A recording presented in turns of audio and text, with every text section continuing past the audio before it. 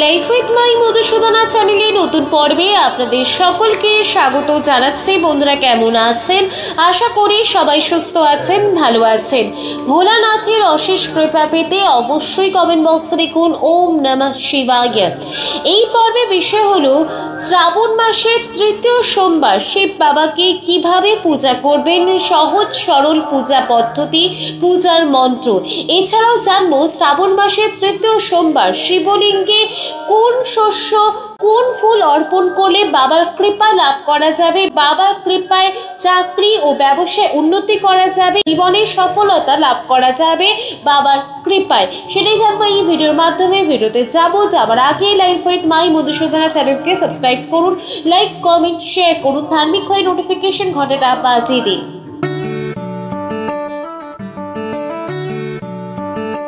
2024 সালে 1431 বঙ্গাব্দে শ্রাবণ মাসের তৃতীয় সোমবার 5ই আগস্ট 2024 বাংলার 20 শ্রাবণ 1431 পালিত হতে চলেছে। শ্রাবণ মাসের তৃতীয় সোমবার শিব বাবাকে পূজা করার জন্য কি কি জিনিস লাগবে, পূজার উপকরণ কি হবে? লাগবে 1 ঘটি কাঁচা দুধ, গঙ্গা জল, বেলপাতা, আকন্দ ফুলের মালা, সিদ্ধি, পৈতে, ফুল, ফল, মিষ্টি এবং লাগবে কর্পূর, প্রদীপ, ধূপ, দক্ষিণা। শ্রাবণ মাসের তৃতীয় সোমবার উপায় করার জন্য, চাকরি ও ব্যবসায় উন্নতি করার জন্য, জীবনে সফলতা লাভ করার জন্য শিবলিঙ্গে যে জিনিসগুলি অর্পণ করতে হবে সেটি হলো কাঁচা দুধ, কেশর এবং নীল অপরাজিতা ফুল। শ্রাবণ মাসের তৃতীয় সোমবার ব্রত পালন করতে হলে রবিবার প্রতীকে হবিষ্যান্ন বা নিরামিষ আহার গ্রহণ করতে হবে। রাতের সময় ব্রতী শুধুমাত্র ফলাহারই করতে পারবেন। শ্রাবণ মাসের তৃতীয় সোমবার সকালে উঠে ঘর বাড়ি পরিষ্কার করে নেওয়ার পর স্নান সেরে শুদ্ধ বস্ত্র পরে, হলুদ বস্ত্র বা সাদা বস্ত্র পরে শিব বাবাকে পূজা করার সংকল্প গ্রহণ করবেন। শ্রাবণ মাসের তৃতীয় সোমবার শিব বাবাকে যদি আপনি প্রদোষকালে পূজা করতে পারেন তাহলে সব থেকে ভালো ফল লাভ করতে পারবেন। সূর্যাস্ত হওয়ার 45 মিনিট আগে এবং সূর্যাস্ত হয়ে যাওয়ার পর 45 মিনিটের মধ্যে যে সময়টি থাকে সেই সময়টি প্রদোষকাল নামে পরিচিত। এই সময় শিব বাবা ভক্তের সমস্ত প্রার্থনা শোনেন এবং সেই ভক্তের মনের ইচ্ছা পূর্ণ করেন। তাই এই সময় শিব বাবাকে পুজো করা অত্যন্ত শুভ বলে মনে করা হয়। শ্রাবণ মাসের তৃতীয় সোমবার শিব বাবাকে আপনি বাড়িতে পূজা করতে পারেন বা শিব মন্দিরে গিয়ে পূজা করতে পারবেন। যদি আপনি উপায়ের জন্য পূজা করেন তৃতীয় সোমবার তাহলে অবশ্যই শিব মন্দিরে গিয়ে শিব বাবাকে পূজা করবেন। শ্রাবণ মাসের তৃতীয় সোমবার সূর্যোদয় থেকে সূর্যাস্ত পর্যন্ত প্রতীকে উপবাসে থাকতে হবে। এই সময় প্রতি ভাত রুটি কিছুই খেতে পারবেন না। সন্ধ্যাবেলায় শিব বাবাকে পূজা করে নেওয়ার পর ব্রত ভাঙতে পারেন। এই সময় ব্রতী শুধুমাত্র সাবুর তৈরি জিনিসপত্র, ফল, দুধ, মিষ্টি ইত্যাদি খেতে পারবেন।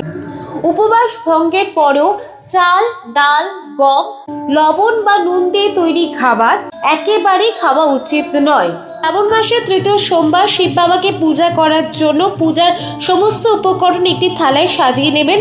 কাঁচা দুধ, গঙ্গা জল, বেল পাতা, আকন্দ ফুলের মালা, সিদ্ধি, পৈতে, ধুতুরা ফুল, ধুতুরা ফল, আতপ চাল, কলা, ফল, ফুল, মিষ্টি, ধূপ, ধুনা, কর্পূর, দক্ষিণা ইত্যাদি একটি থালায় সাজিয়ে নেবেন। যদি শিব মন্দিরে গিয়ে পূজা করেন তাহলে বাড়ি থেকে খালি পায়ে শিব মন্দির অবধি যাবেন এবং বাড়ি থেকে অবশ্যই জল শিব মন্দিরে ভরে নিয়ে যাবেন। সবার প্রথমে শিবলিঙ্গে আলতো ধারায় গঙ্গা জল ঢালতে হবে, ওম নমঃ শিবায় মন্ত্র উচ্চারণ করতে হবে।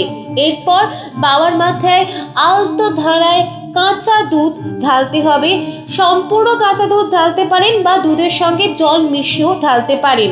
যখন দুধ অর্পণ করবেন এই মন্ত্রটি বলবেন, ইদং স্নানোদকং দুগ্ধং ওম হং ঈশানায় নমঃ, ওম হং পশুপতয়ে নমঃ। এই মন্ত্রটি বলে শিবলিঙ্গে দুধ অর্পণ করবেন। দুধ অর্পণ করে দেওয়ার পর এরপর চন্দন সহকারে বাবাকে একটি বেল পাতা অর্পণ করবেন। পুনরায় বাবার মাথায় আলতো ধারায় গঙ্গা জল অর্পণ করবেন। ওম নমঃ শিবায় মন্ত্র উচ্চারণ করতে পারেন বা স্নান মন্ত্র উচ্চারণ করতে পারেন। মন্ত্র যথা ইদং স্নানোদকং ওম পশুপতয়ে নমঃ এতৎ পাদ্যং ওম নমঃ শিবায় ইদম অর্ঘ্যম ওম নমঃ শিবায় ইদম আচমনিয়ম ওম নমঃ শিবায় ইদম স্নানিয়ম ওম নমঃ শিবায়। এই মন্ত্রটি বলে বাবাকে গঙ্গা জল অর্পণ করবেন। যদি সম্ভব হয় বাবাকে সম্পূর্ণ শুকনো করে মুছিয়ে দেবেন। এরপর বাবাকে চন্দন সহকারে ত্রিপুণ্ড এঁকে দেবেন। বাবার মাথায় ধুতুরা ফল, ধুতুরা ফুল, আকন্দ ফুলের মালা, পৈতে, সিদ্ধি ইত্যাদি অর্পণ করবেন। এরপর উপায়ের জন্য পূজা করলে 1 ঘটি কাঁচা দুধ নিতে হবে।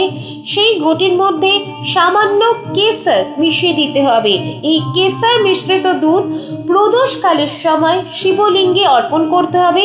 এটা অবশ্যই শিব মন্দিরে গিয়ে করতে হবে। প্রদোষকালের সময় শিব বাবাকে পূজা করতে হবে। 1 ঘটি কাঁচা দুধের মধ্যে সামান্য কেশর মিশিয়ে বাবার মাথায় অর্পণ করতে হবে। ওম আশুতোষায় নমঃ, ওম আশুতোষায় নমঃ এই মন্ত্রটি উচ্চারণ করতে করতে দুধ ঢালার পর অবশ্যই বাবাকে অর্পণ করতে হবে বেলপাতা এবং একটি নীল অপরাজিতা ফুল।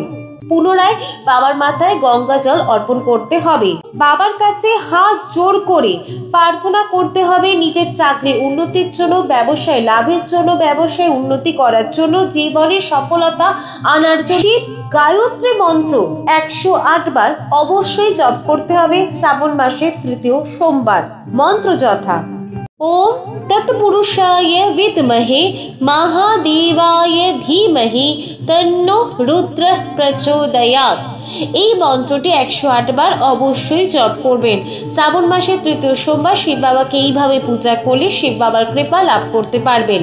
এরপর বাবাকে নৈবেদ্য সাজিয়ে দেবেন। আতপ চাল, কলা, ফল, মিষ্টি ইত্যাদি নৈবেদ্য সাজিয়ে দেবেন। যদি মন্দিরে গিয়ে পূজা করেন, যদি নৈবেদ্য সাজানো সম্ভব না হয় তাহলে এই জিনিসগুলি দেখিয়ে নিলেও হবে। এরপর বাবাকে আরতি করতে হবে। কর্পূর, প্রদীপ ও ধূপ দিয়ে বাবার আরতি সম্পন্ন করতে হবে।